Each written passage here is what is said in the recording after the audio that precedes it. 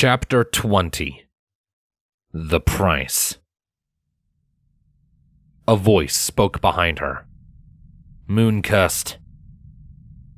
Anatami turned away from the window, facing the wooden double doors across the hall and the soldier standing next to it. She arched a brow. The soldier's posture was stiff. He gestured to the door with a hoof. The Duchess will receive you. Anna didn't offer any verbal response. She stalked across the hall and towards the door, her eyes passing over the nettlebush designs carved into its surface. The soldier didn't go to open it as she came close, and so she came to a stop beside him and eyed him expectantly. For a moment, it almost looked as if the soldier would go through with his little power play. But it didn't take him more than a few seconds to cow, however. He dipped his head, reaching out to open the door. Good decision. He was probably just a ceremonial guard anyway. His gaudy armor didn't look as if it would be effective in combat, and Anna suspected that his polished gold and silver shoes would just shatter if he was forced to actually kick anything. The Duchess had something of a flair for ceremony, a trait that was rare among Baronlanders. Ceremony was expensive, and a soldier in gold leaf trained to look like a soldier wasn't a match for one with more practical weapons and experience. Her throne room was long and framed on either side by thick nettle growths. Chandeliers hung from the high ceiling, cradling even more nettle. Something tells me this lady has never heard of moderation. Duchess Nettlekiss reclined on a cushioned throne at the far end of the hall, nestled among even more nettles. A silver crown fashioned into the image of thorned leaves encircled her horn, and a thick coat of pale yellows and greens wrapped around her brown-furred body. A moon-cursed blemishes my court, she mused. To what do I owe the pleasure? Her voice scratched at Anna's ears. Anna repressed a sigh. The soft fabric of Rarity's dress rustled as she dipped in a shallow bow. Opportunity calls, Duchess. We have mutual enemies. And which enemy would that be, moon-cursed? The Duchess asked. I feel that I would recognize you if we'd met before. Duke Titus, Anna said. She smirked at the haughty flicker of anger on the Duchess's face. I am a bounty hunter with a capable ship and company, and he gives shelter to my targets. I've heard that you two have a history. You've heard correctly, the Duchess growled, her eyes drifting as she spoke. That feathered barbarian has held me back from my true greatness for far too many years. Her green eyes focused on Anna, sharp and piercing. But you're just a bounty hunter, moon-cursed, and I have spoken with many in my time. Beyond your dark nature, what sets you apart from the rabble? I'm sure you've heard of Gava the Griffin, Anna said. And I'm sure you've never heard of Anatami the Thestral. We're partners. The Duchess rose up out of her seat with a swiftness surprising for her age, propelled by the fury that surged onto her face. That cocksure animal? Aye, I've heard of her. She pointed a shaky hoof upwards. She threw a dead fox onto my roof and left it to stink. Anna blinked. Wait, that was you? She looked around, observing the hall with a fresh perspective. Huh. I don't remember there being so many nettles. That was me. The Duchess took heavy steps down the dais her throne sat upon, her grating voice echoing off the walls as she came closer. Never before or since have I witnessed such disrespect for one's betters. I would have had her drawn and quartered if the coward hadn't fled before that corpse worked up a proper stench. Huh. Anna glanced towards the half-dozen soldiers lining the walls. They bore real weapons instead of spears, and one was gifted. She mentally reviewed her escape plan as she faced the approaching noble. The offer still stands, Duchess. We have bodies, talented officers, and an airship. All we ask is for you to attack the Duke's manor and take what you can. Why should I? The Duchess spat. The earthy scent of her perfume reached Anna's nose as she came closer. How about I take your head instead for a souvenir? A Mooncurse trophy would make for a fine conversation starter. Good thing Gava isn't here, Anna thought. Her bigger sister often took poorly to threats. Anna kept her tone carefully neutral, confident in her ability to escape if she needed to. You can place a bounty on my head any day, Duchess. But opportunities to put Titus in his place are... She smirked. A rarity. The Duchess glared up at Anna, working her wrinkled jaw side to side. Anna gazed back with her slitted golden eyes, well aware of the disconcerting effect it had on most ponies. What payment are you asking, Mooncursed? The Duchess asked. None beyond my targets, Anna said. We'll be making our attack whether you come or not. It's just a question of whether or not you want to take advantage of it. The Duchess curled a wrinkled lip. Do not be so foolish as to forget who's in charge here, filly, she growled. Of course not, Anna said, holding her gaze. Nobles could be touchy, and they didn't like being dictated to.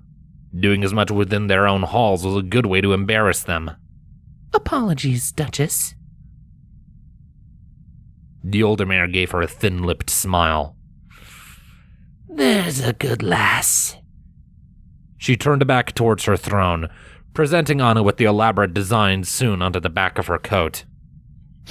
Nettles, of course. I shall consider your offer, Mooncursed.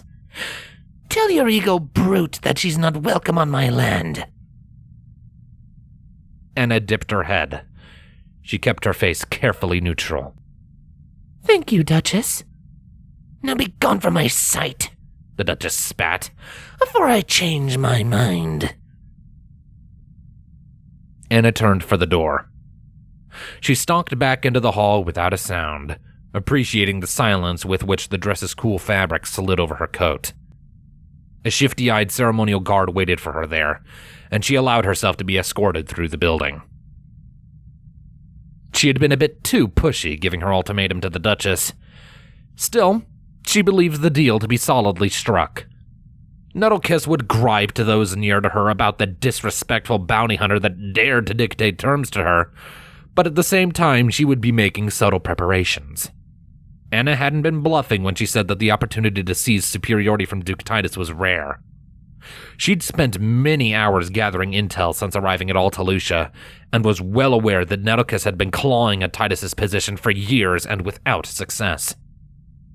The Duchess wouldn't let such an opportunity slip by, even if she would lose a bit of face from being summoned by bounty hunters. The smell of wet grass heralded a light drizzle falling as Anna stepped outside. She gave a small nod to her nervous escort as she spread her wings, appreciating the wide range of motion afforded by her dress. She took to the air and climbed to a comfortable height before slipping into a lazy glide. Now all she needed was for Gava to show up.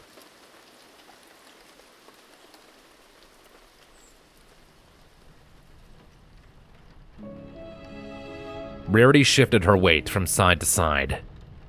She ran her cleanest hoof through her mane, trying not to grimace too much at the coarse hairs. She was thankful for the lack of reflective surfaces in Duke Titus's court. There hadn't been time to acquire fresh clothes from her room upon arrival, but she would have hated to see just how decrepit her bare coat was. The room was bare for a duke's court, and small as well. It was just over half the size of the dining room, and whereas the latter was home to a host of detailed murals and painted armors, the court displayed little in the way of decoration. A pair of long windows set high in the walls let in the cloud-gray light from outside. A simple orange tapestry hung beneath each. The room grew narrow toward the far side, drawing one's focus to the raised throne and the thick orange fabric that hung low over the cushioned seat. A set of pikes hung on the wall above it, each one bearing a unique, gleaming blade. It was very easy to imagine Duke Titus is contemplating which pike to use while executing judgment as he sat upon the throne. He glowered down at the 5 bandits kneeling in rope before him. The Duke had worn a grim smile when he ordered the prisoners brought to the court for judgment.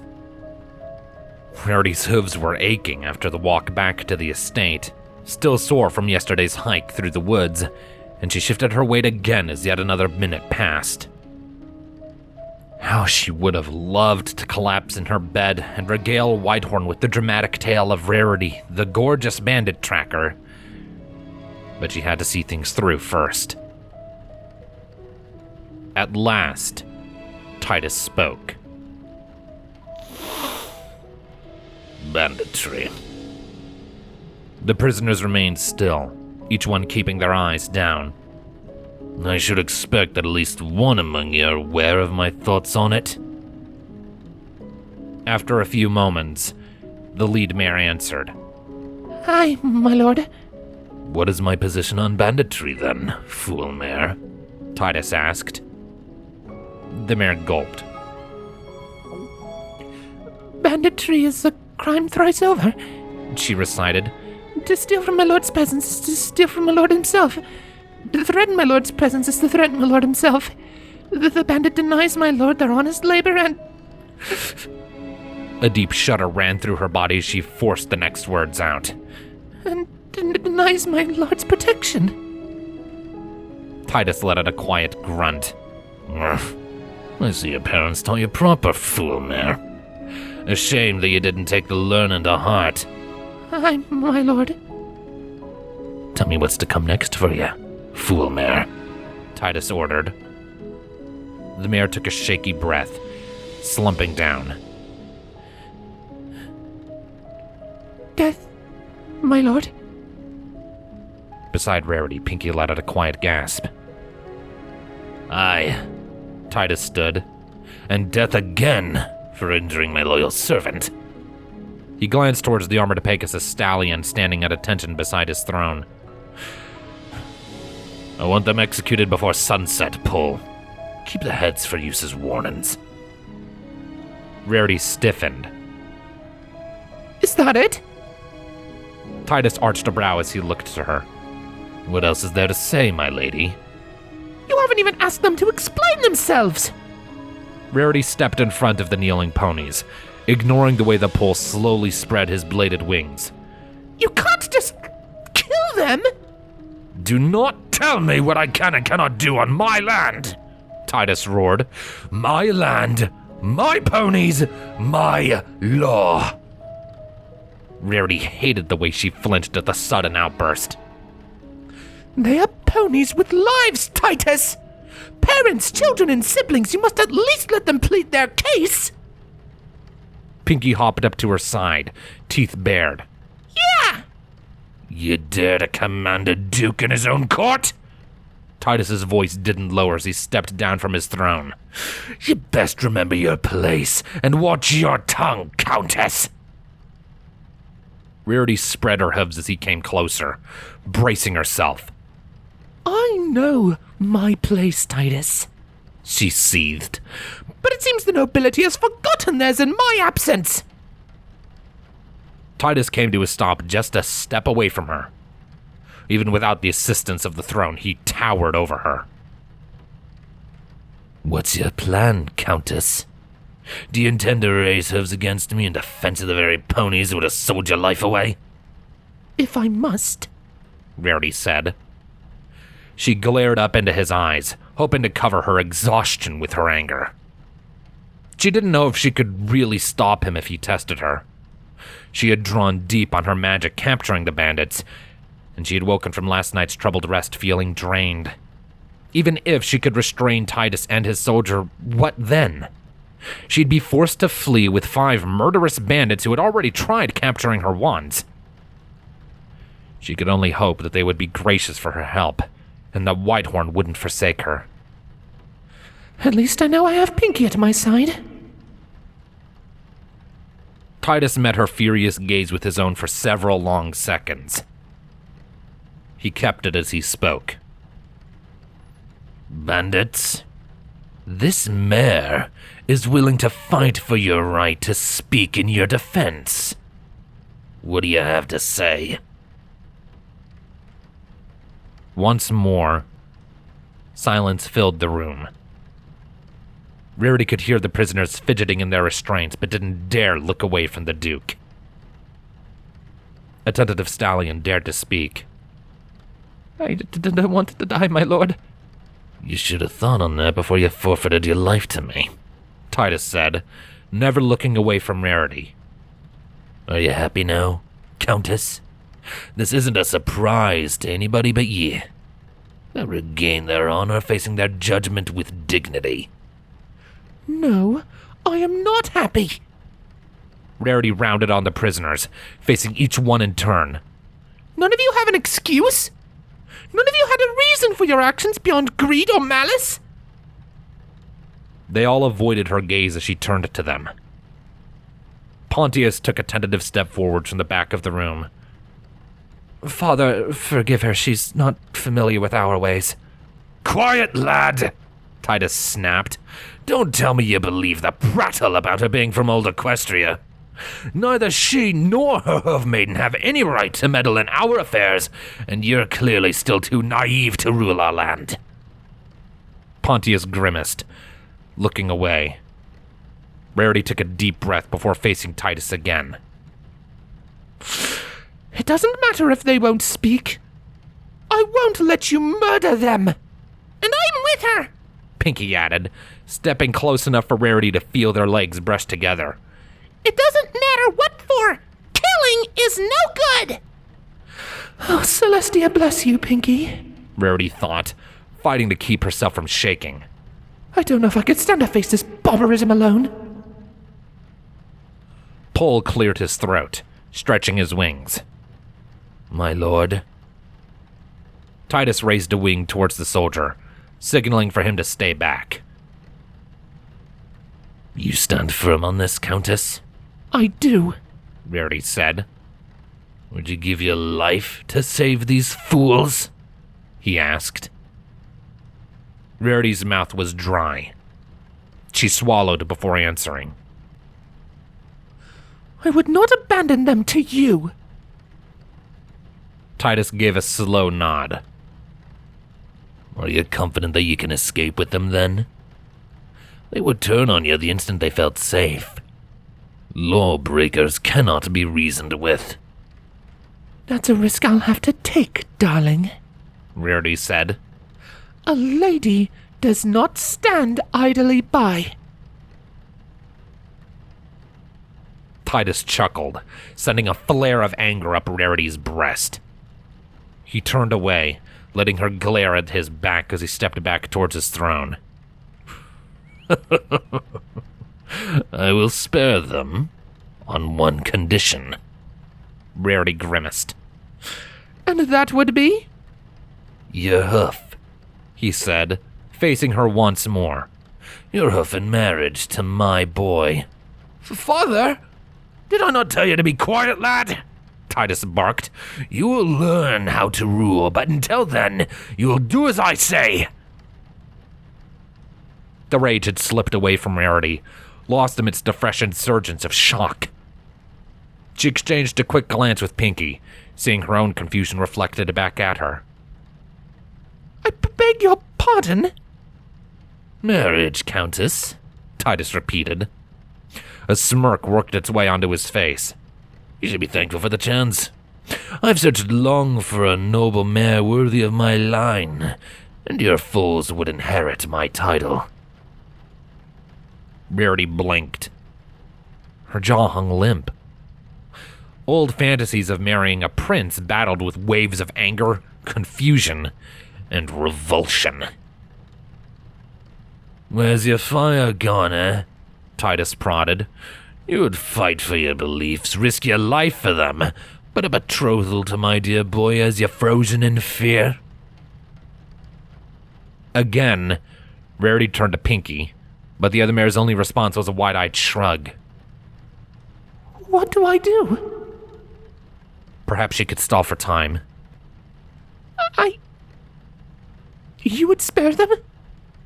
Titus nodded. Aye. Exile in place of death.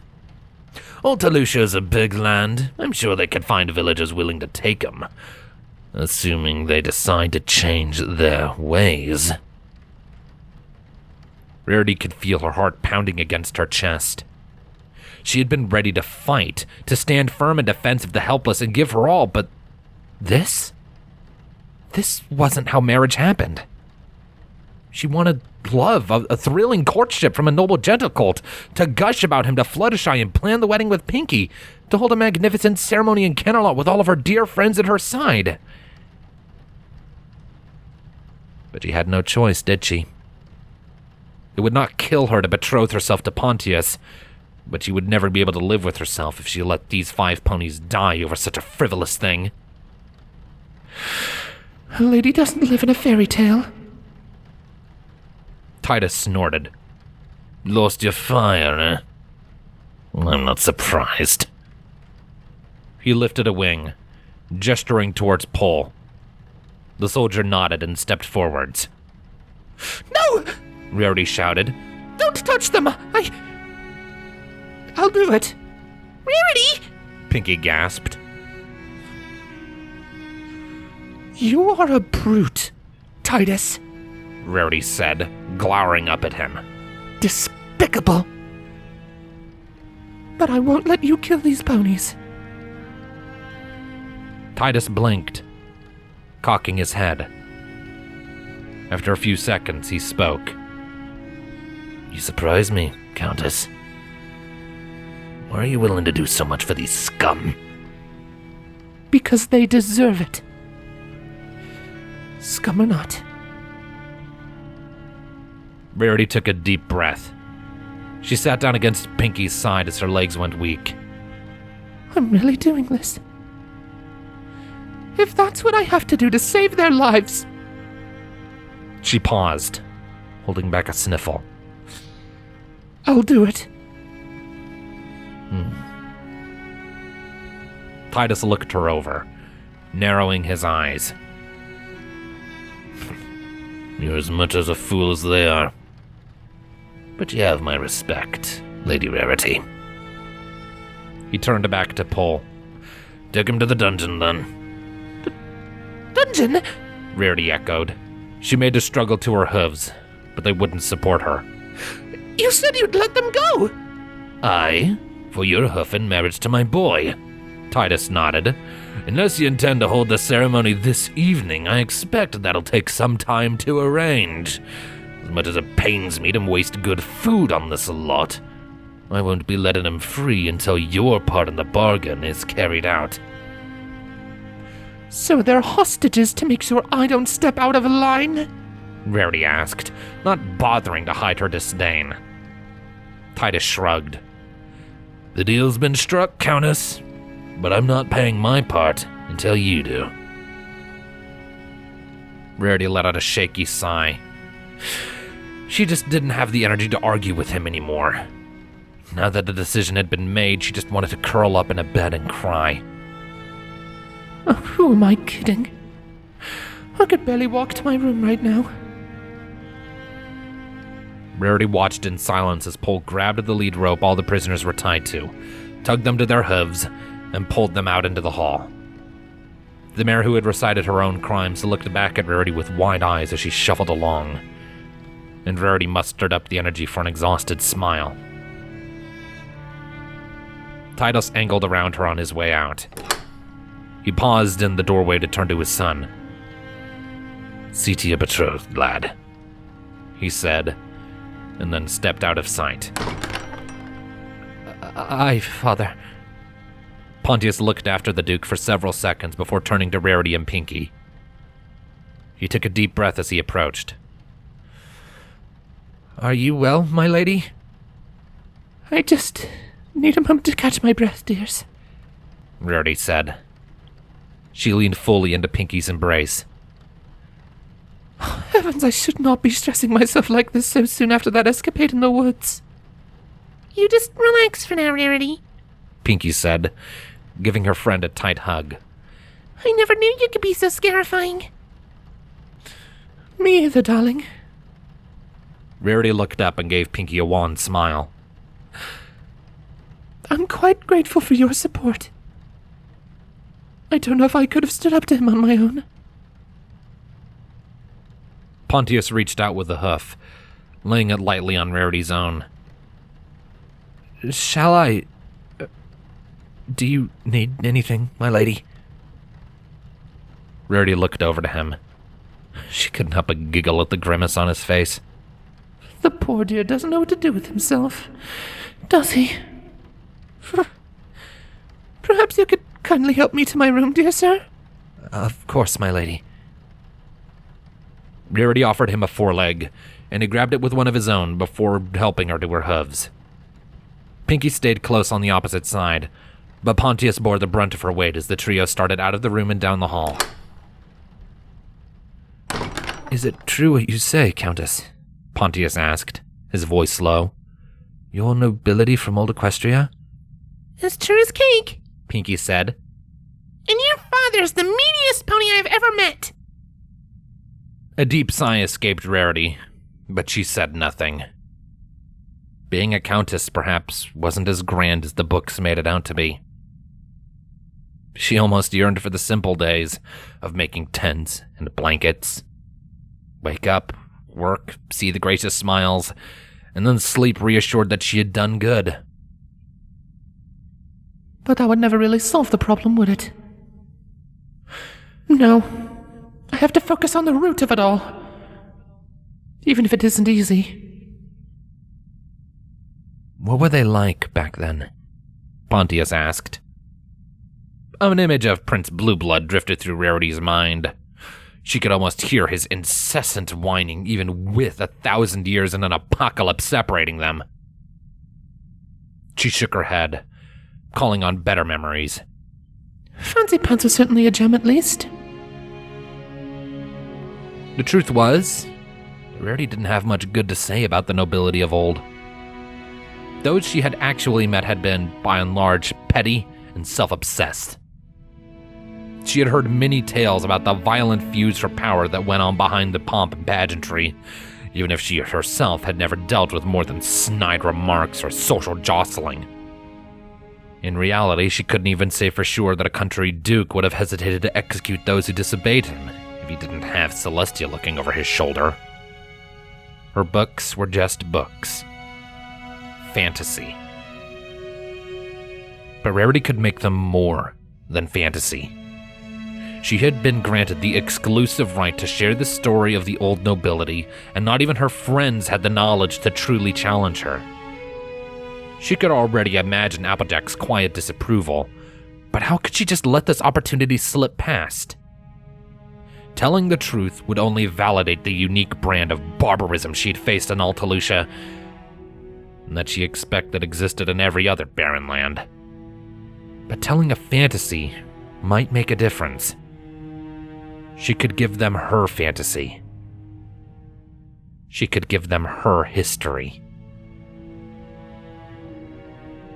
Rarity looked up to the cloudscape painted on the ceiling as she resolved to begin her lie. They were noble, She began. chivalrous and kind. They lived as servants to their ponies, and their ponies granted them love and adoration in return. They threw grand galas and invited all who could make the journey to partake.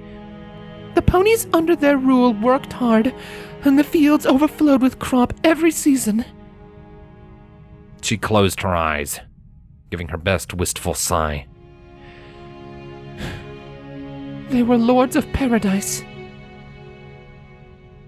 She peeked an eye open to see Pontius watching her with wide eyes. But what about the wars?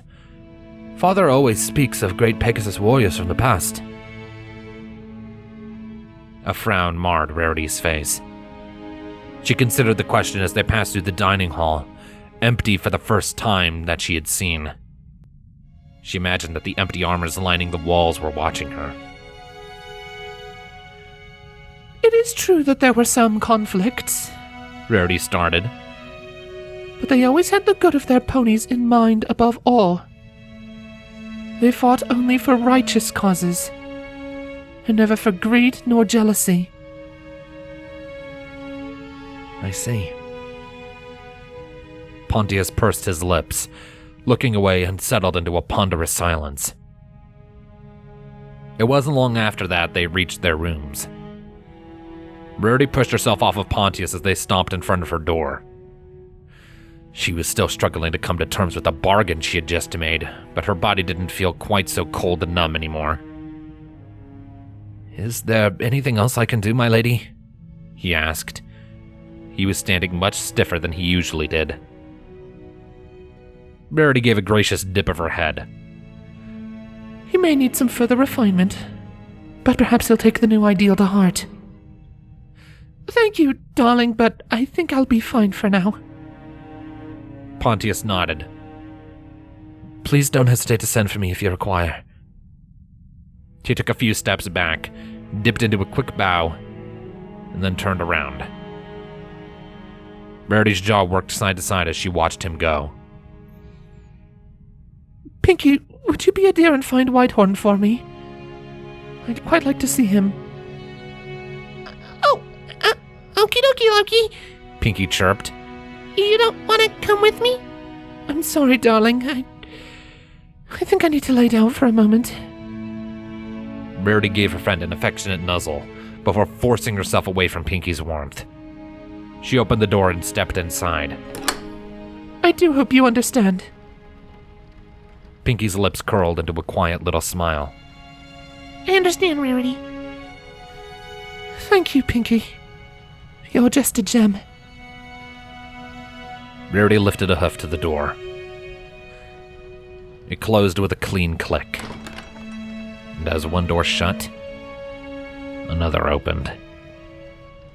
She collapsed onto the lush sheets of the bed, her breaths coming fast and shallow. What had she just agreed to? Marriage? To be stuck in the cruelest, most primitive part of the brutish future for the rest of her life? Tears clogged her vision. She rolled over and sobbed into her pillow. She had thought she'd come to terms with her decision, but that had been with ponies around to watch. Now she was alone, and the mask came off. She wasn't Countess Rarity anymore, last lady of Equestria. She was a scared filly, with nothing but her own decisions to keep her company. And they haunted her. Rarity clutched the pillow as tight as she could. But no matter how hard she cried, nobody was coming to save her.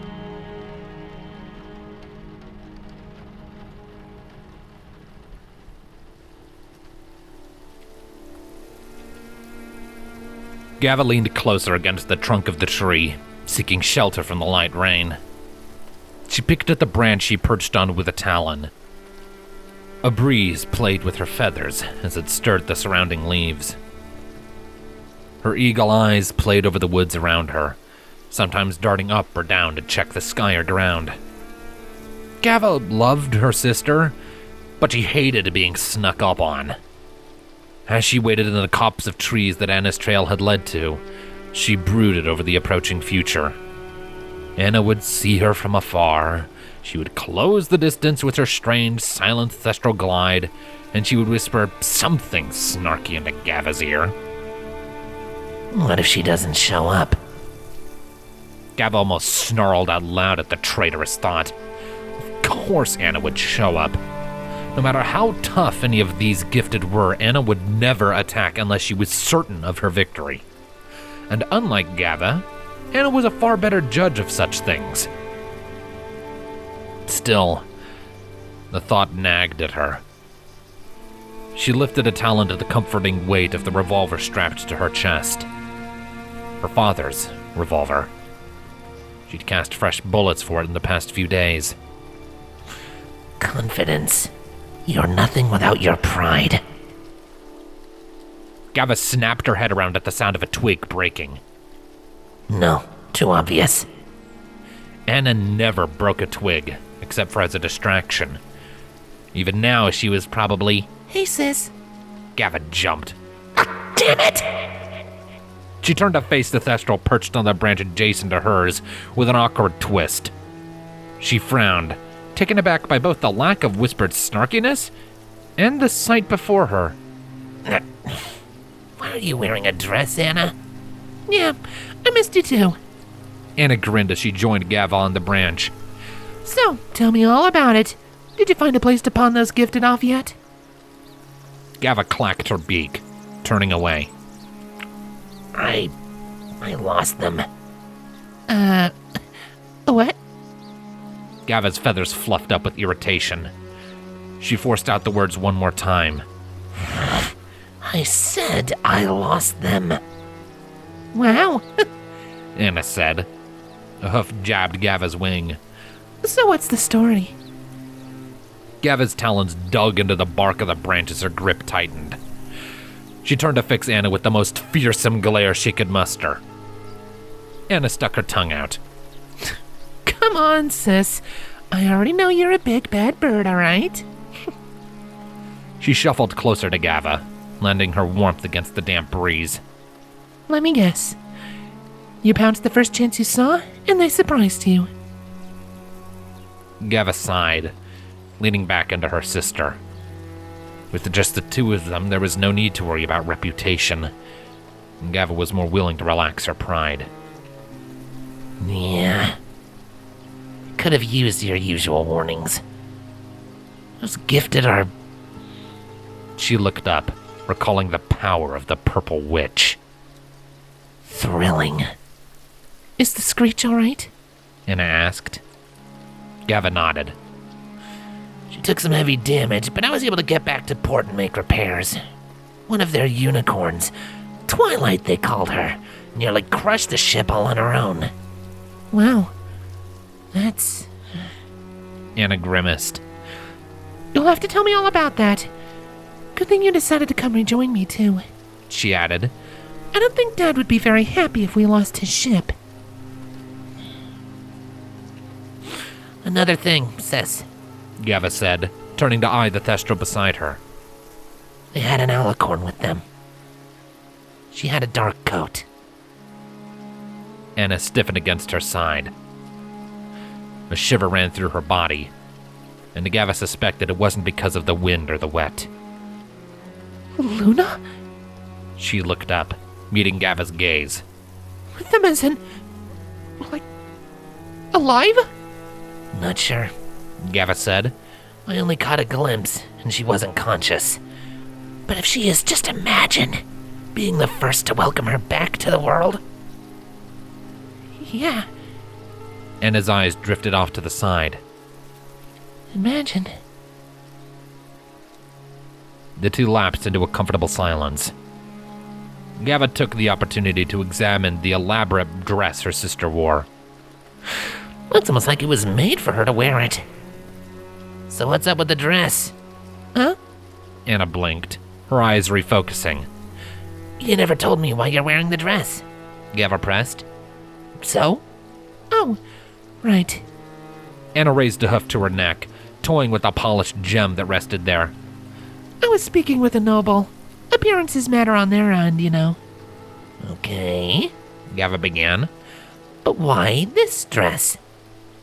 Anna frowned. She shifted her weight from one side to the other. Well, what's wrong with it? Nothing. Gava said, and within a second added, Well, it looks too good. So either you got really lucky, or you suddenly care enough about looks to find somebody with the perfect dress for you to filch. So what's up? And I'm not allowed to get lucky? Anna asked. She looked away, her tail flicking.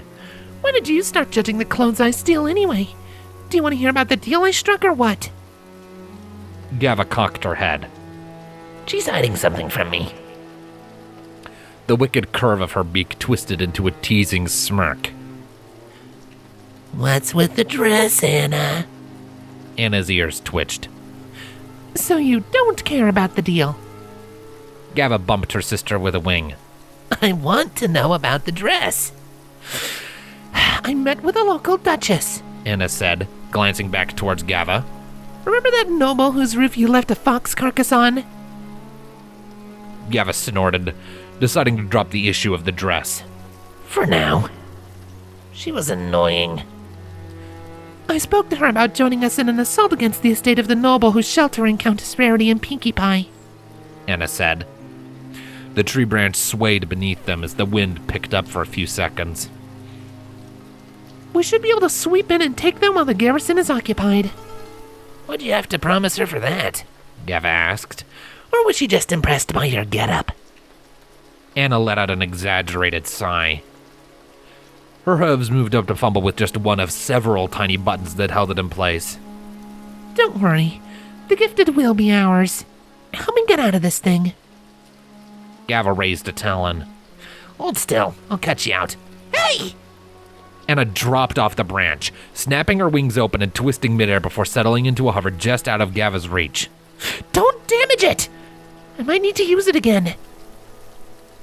Gava arched a brow. What? Anna grunted as she struggled to get a hoof free of the sleeve. Look, do you want to start doing the talking from now on? Because if not, just trust me when I say that I need this thing. Whatever. Anna reached into the satchel at her side and pulled out a small package wrapped in thin leather. You hungry? Anna's eyes lit up at the sight of the parcel. She used her wings to stabilize herself as she removed a second leg from the dress.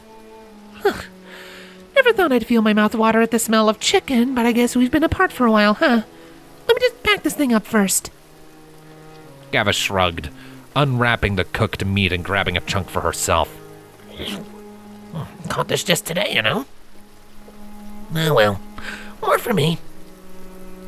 Over a minute had passed by the time Anna finished crawling out of the dress, rolling it up tight, securing it with twine, and stowing it in her satchel.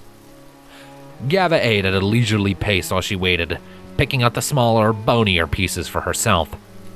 She knew that Anna probably hadn't spared any time on hunting during their separation. Anna let out a sigh as she settled back onto the branch at Gava's side. All right, give it over. She grinned as the griffin surrendered the rest of the meal. A little smile tugged at Gava's beak as she watched her little sister dig in.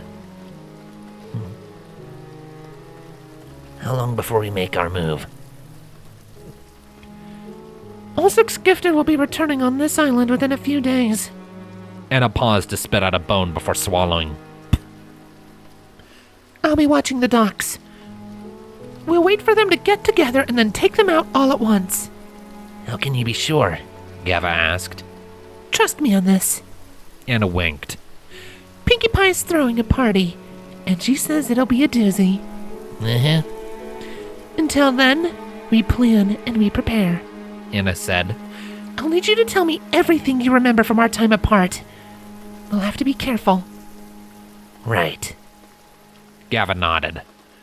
She looked up to the sky, listening to the sound of the rain bouncing off the forest leaves. We'll be ready this time.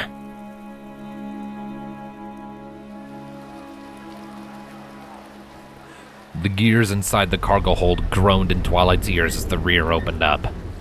Sparing one last glance to her flank to make sure the drab uniform she wore covered her cutie mark, Twilight led her friends out onto the pier. Soft raindrops bounced off the wood, filling the air with the smell of rain. So, this is all Lucia, huh? Rainbow asked. Seems kinda small. Albajack arched a brow at that. Seems kinda big by my reckoning. Well, I like it, Fluttershy said. Altalucia was a stark contrast to Highton. Whereas the latter had filled every conceivable space and then some with its urban sprawl, here it was possible to see actual countryside. Even here on the coast, where Twilight assumed ponies would concentrate, the surrounding settlement could be described as humble. Perhaps it was just because she was comparing it to the packed layers of Highton. Twilight looked back as Flint stepped out onto the pier. He drew in a deep breath, held it for a few seconds, and nodded. Been a bit too long since I had that Barrenland smelling me. You don't visit them often? Twilight asked. He shook his head. Not much to die for, not much to pay for, and too many little lords looking to move up. He shrugged. Feels like home, though. Come on. He led the way down the pier, Twilight and her friends falling in behind him.